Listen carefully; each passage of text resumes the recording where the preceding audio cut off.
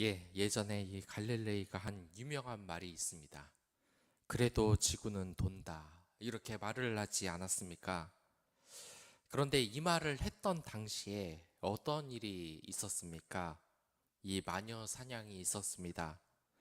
그리고 이 종교 재판소에서는 이 과학자들을 보고 자신의 틀에서 맞지 않는 말을 하면 모두 다 신성 모독이라는 이 죄를 뒤집어 씌우곤 했습니다. 이게 지금 시점에서 보면 얼마나 잘못된 것입니까? 하나님은 전혀 그러한 뜻이 없는데 하나님의 이름을 빌어 그것으로 권력을 휘두르고 자기가 하나님의 대표자인 마냥 이렇게 말하는 것이 얼마나 악한 일인 것입니까? 여러분들 그 사실 아마 잘 알고 있을 겁니다. 북한에 있던 이 김일성이 어떤 집안에 있었습니까? 바로 기독교 집안에 있었습니다. 하지만 그는 믿음을 버리고 그 종교에서 가장 안 좋은 것, 어떠한 것을 취했습니까? 바로 신성모독. 사람들이 하나님의 이름을 빌려 함부로 권력을 휘두르고 다른 사람의 자유를 억압하는 법을 배우지 않았습니까? 지금 북한에 한번 가 보십시오. 그들이 김일성이나 김정은을 보고 이 눈물을 흘리는 장면을 보면 꼭 하나님 그 대상이 하나님이어야 하는데 김일성으로 바뀐 것 같진 않으십니까? 그리고 어떤 일을 벌입니까? 저번에서도 이야기를 했지만 그 많은 북한 여성 응원단이 우리나라에 와서 그 팜플렛에 있는 이 현수막에 있는 이 장군님의 그 사진이 걸려 있는데 비가 오니까 비 맞으면 안 된다고 엉엉 울면서 그 현수막을 걷어달라 그러고 어떻게 장군님에게 이렇게 비를 맞게 할 수 있느냐 그러면서 소리를 지르지 않았습니까? 그때 우리나라 이 기자들이 어땠습니까? 할 말이 없었습니다. 왜냐? 이 북한의 독재자 그런 사람을 그렇게 찬양하는 것도 문제지만 현수막이 젖었다고 그것을 갖고 화를 냈을 때 뭐라고 할 말이 없는 겁니다. 그냥 자기네들 입장에서는 신성모독이고 우리가 무슨 말을 해도 듣지 않았을 겁니다. 어떻게 장군님의 일에 토를 달 수가 있냐? 이러면서 함부로 신성모독이라고 어떻게 말을 해볼, 대화를 해볼 생각도 안 하고 신성모독이라는 이 말 한마디로 얼마나 많은 과학자들과 그리고 많은 사람들이 이 종교에 의해서 희생을 당했습니까? 이 종교의 특징은 독재자도 마찬가지로 가지고 있는 것입니다. 가끔 가다가 정말 이 신문을 보면 기가 막힌 사건들이 발생을 합니다. 성폭행 사건도 있고 섬에서 그 생활을 하는 그런 종교단체의 그 사건들도 있습니다. 거기서 보면 뭐라 그럽니까? 무조건 믿어입니다. 감히 어떻게 하나님 말씀에 토를 다냐? 말이 되는 소리를 하냐? 이것을 보면 어떤 일이 생각나는지 아십니까? 꼭 그거 같습니다. 직장에 취업을 해야 되는데 직장에서 이 보수가 얼마인지 알려주지를 않는 겁니다. 면접을 봤는데 한 달에 얼마 받는다고 말을 해줘야 되는데 그런 걸 말해주지 않습니다. 근데 심지어는 저는 이런 사람들도 봤습니다. 그 면접을 보는데 보수가 얼마인지를 물어봤다는 겁니다. 그래서 돈만 밝히는 사람이라고 안 뽑는답니다. 그러나 이게 말이 되는 이야기입니까? 그 아무리 직원이라고 해도 이 보수가 얼마인지는 당연히 말해줄 그런 의무가 있는 겁니다. 그런데 무슨 이 보수 한번 물어보면은 직원으로서의 자세가 안 됐다, 신성모독이다, 이런 식으로 말을 하는 겁니다. 그냥 애초에 정당한 권리 같은 걸 따지지 못하게 하는 것입니다. 그래서 한 청년이 이런 말도 했습니다. 자신이 이 방송국에서 수주를 받아서 이 촬영을 하고 그것을 편집해서 이 방송국에 넘겨주는 일을 한다는 겁니다. 여러분들 이 TV를 보시면 알겠지만 정말 이 많은 프로그램을 뭐 KBS나 MBC나 SBS에서 다 제작하지 않는다는 거 아실 겁니다. 다 외주로 수주를 맡기는 겁니다. 그렇게 수주를 맡기는 그런 회사, 방송 회사에 이렇게 가서 이 신입사원이 이런 말을 했다는 겁니다. 일요일에는 좀 쉴 수 없냐? 일요일 날 쉬는 날이냐? 이렇게 물어보니까 거기 있던 그 선배, 그 직원이 대놓고 말을 하면서 망신을 줬다는 겁니다. 이 신입사원 참 보니까 배짱도 좋아. 어떻게 들어오자마자 일요일 날 쉴 생각을 다 해? 참 세상 좋아졌다 하면서 무시를 하는 겁니다. 이게 말이 되는 얘기입니까?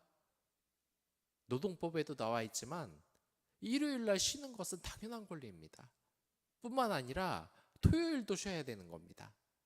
그런데 이런 정당한 말 같은 걸 하자마자 무슨 신성 모독이라도 한 것처럼 전혀 그런 말은 하면 안 되는 것처럼 지금 몰아붙이고 있는 겁니까?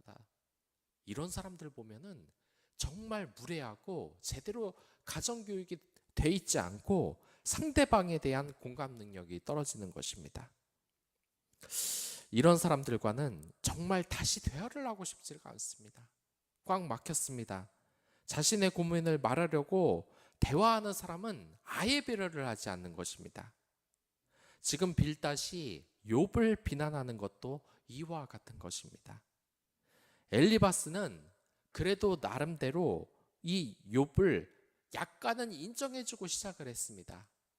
욥이 그래도 어느 정도 선하기는 했지만 그래도 죄인이다 라고 이렇게 은근히 꼬아서 이야기를 했지만 이 빌닷은 그러한 것이 일절 없습니다. 욥이 무조건 잘못을 했기에 이렇게 하나님께 의문을 가지고 내가 왜 고통을 당하는가 이것에 대해서 의문을 갖는 것 자체가 지금 잘못이라고 신성모독이라고 이야기를 하는 것입니다. 그러니까 내가 고통을 아무리 달해도 하나님께 왜 내가 고통을 당하는지 따져 물으면 안 된다는 겁니다. 그냥 하나님 말이면 무조건 들어야지 신성모독 조금이라도 의문을 가지면 안 된다는 겁니다. 그러나 이러한 신앙생활은 정말 잘못된 것입니다. 우리가 정말 분노할 때가 있으면 어떻게 됩니까? 세상을 향해 분노를 해서는 안 됩니다. 그 분노를 기도하면서 하나님께 이야기를 해야 되는 겁니다. 시편을 봐도 그렇고 애가도 봐도 그렇고 이 저자들이 어떻습니까? 하나님에게 엄청 한탄을 합니다. 내가 죽을 것 같다고 이야기를 합니다. 그게 신성모독입니까? 전혀 그렇지 않습니다. 하나님의 자녀가 아버지에게 자신의 그 힘든 상황을 눈물로써 아뢰는 솔직한 대화의 장이라는 것입니다. 하지만 빌닷은 이러한 것은 싸그리 무시해버리고 말을 하는 것입니다. 여러분들 이 욥기를 가고 이 배우면 배울수록 한 가지 그 특징이 있는데 그것이 무엇이냐? 갈수록 토론의 질이 떨어진다는 것입니다. 여러분들 저는 이 축구를 좋아하는데 축구에서 이런 점을 한번 본 적이 있으십니까? 이 처음에는 잘하다가 이 축구를 굉장히 세밀하게 쇼패스하면서 굉장히 잘합니다. 그런데 후반부로 갈수록 이 경기력이 엉망이 됩니다. 어떻게 되냐?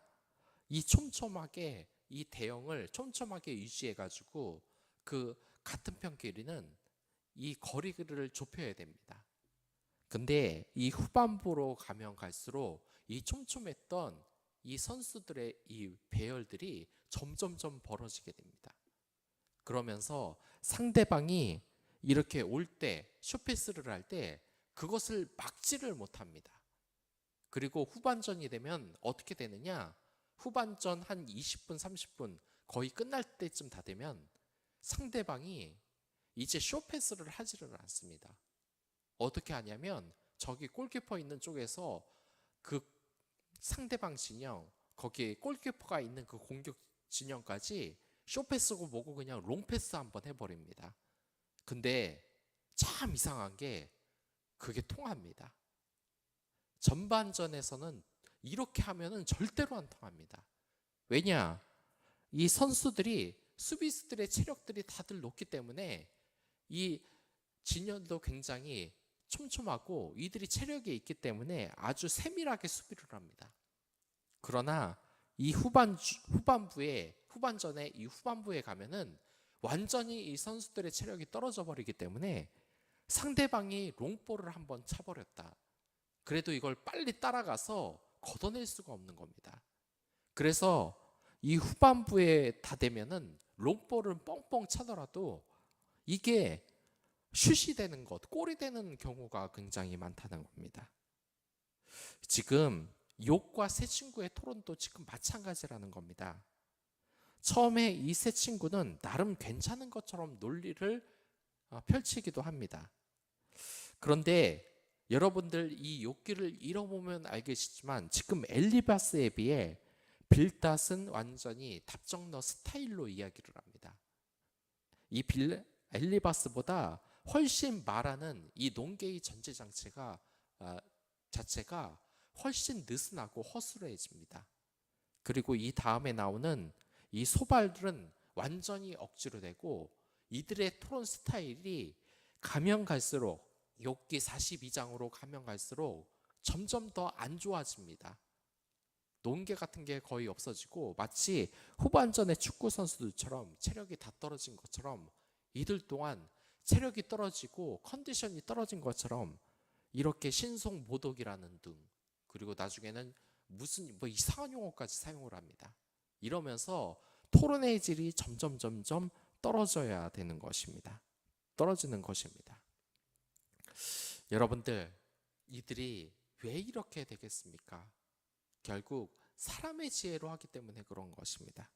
사람은 한계가 있을 수밖에 없습니다.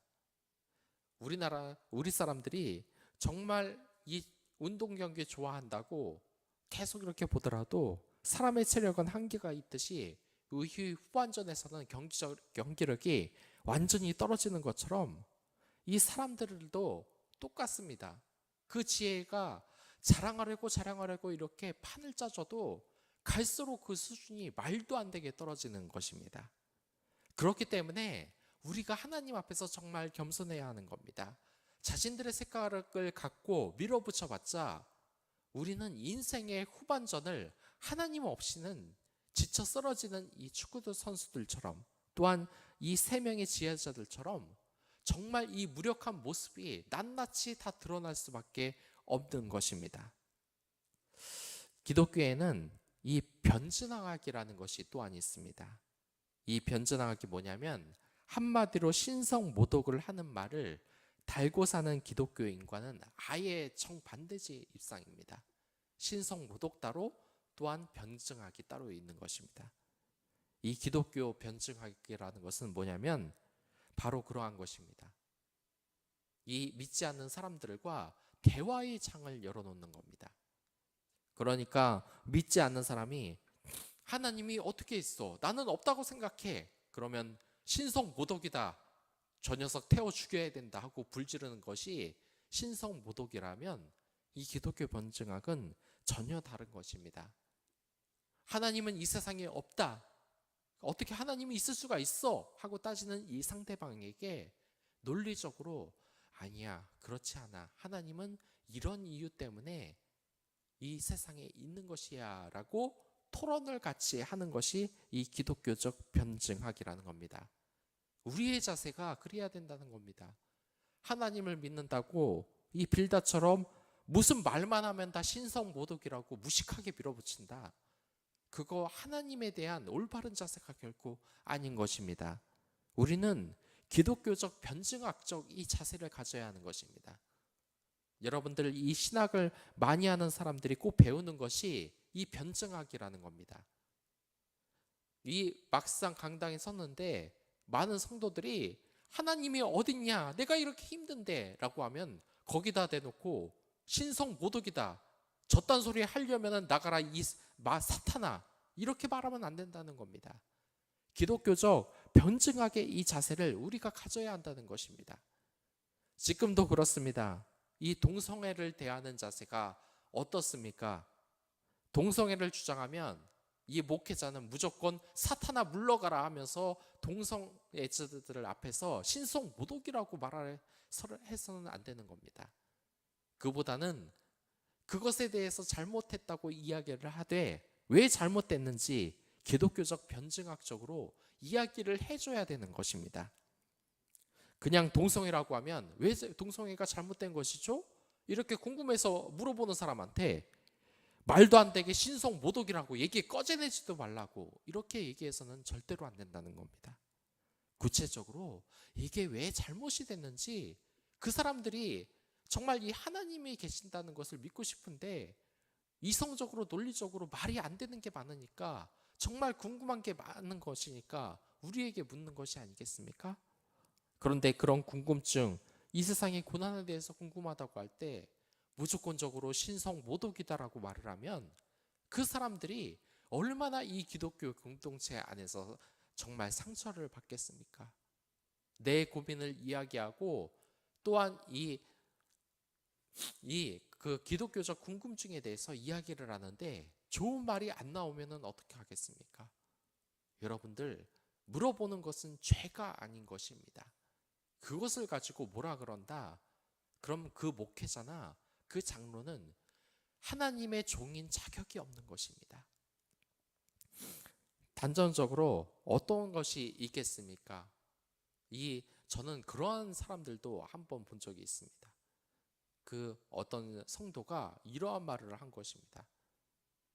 사실 자기가 예배를 드리는데 이 목사님이 농담을 했다는 것입니다. 뭐냐면 이 지루한 설교는 사탄도 졸게 한다. 그러자 다 웃고 난리가 났습니다. 그래서 이게 너무 재밌었던지 담임 목사님에게 이야기를 했답니다. 그래서 이 얘기를 하니까 그 담임 목사님 얼굴이 일그러지면서 그랬다는 겁니다. 누가 그따위 얘기를 했냐고. 그러자 이 성도가 내가 뭘 잘못했다라고 생각하고 다음부터 이 담임 목사님에게 개인적인 무슨 말을 할 수가 없다는 겁니다. 무슨 말만 하면 그것에 대해서 신성 모독이라는 것처럼 이야기를 하기 때문입니다. 누가 하나님의 음성을 들었다. 그럼 얼굴이 일그러지면서 누가 그따위 얘기를 하냐. 그러니까 하나님과 대화를 했다는 것 자체도 무슨 신비주의에 빠졌다고 단정을 해버리고 그렇게 이야기를 하는 것입니다. 여러분들, 우리의 자세가 지금 어떤지 되돌아봐야 된다는 겁니다. 우리가 기독교인이면서 남들이 고민을 이야기할 때 그건 그렇게 말하면 안 된다고 신성 모독이라고 이렇게 빌다처럼 이야기를 하는 것입니까? 아니면 정말 변증학적으로 정말 기독교적인 이 사랑으로 그러한 일이 있었구나. 얼마나 힘들었겠니? 너는 그것이 이해가 되지 않는구나. 사실 기독교적에서는 이러한 일이 있었다. 이렇게 설명해 주는 것이 좋겠습니까? 사람에게는 연단의 기간이라는 것이 있습니다. 이것은 뭐냐면 한 기업가도 썼던 책의 제목인데 시련은 있어도 실패는 없다. 이 세상에 또한 야고보서도 이야기를 한 것이 있습니다. 이 세상에 고통이라는 것은 물론 잘못을 해서 받는 고통도 있습니다. 하지만 이 빌닷이 정말 간과한 것이 하나 있는데 그것은 바로 이 시련으로 인해서 이 연단받고 있다는 사실도 있다는 것, 그러한 고통의 종류가 있다는 것을 지금 아예 배제하고 욥에게 말을 함부로 하는 것이었습니다. 그리고 마지막 7절을 보면 우리에게 정말 유명한 구절이 있습니다.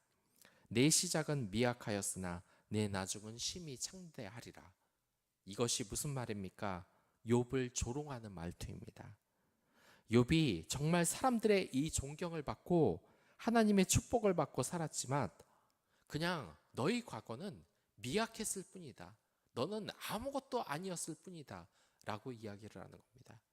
그리고 신성 모독질을 더 이상 하지 말고 지금 당장 회개를 해야만 너희 나중이 창대해지리라 라고 이야기를 하고 있는 겁니다. 그러나 이게 나중에 어떻게 정말 진실이 되고 맙니다.